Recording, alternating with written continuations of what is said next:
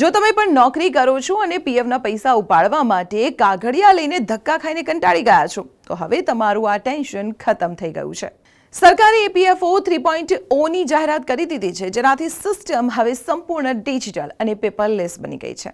સૌથી મોટી ખુશખબર એ છે કે હવે એડવાન્સ પીએફ ઉપાડવાની લિમિટ 1 લાખથી વધારીને 5 લાખ રૂપિયા કરી દેવાઈ છે, અને તે પણ કોઈ પણ સવાલો વગર ઓટોમેટિક સેટલ થઈ જશે.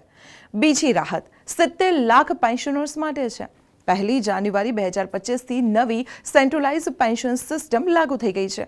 હવે પેન્શન માટે એક જ બેંકના ભરોસે રહેવાની કોઈ જરૂર નથી. દેશની કોઈ પણ બેંકમાંથી પેન્શન મેળવી શકાશે. નોકરી બદલો ત્યારે જૂના બોસ પાસે પીએફ ટ્રાન્સફરની સહી કરાવવા જવું પડતું હતું, ખરું ને?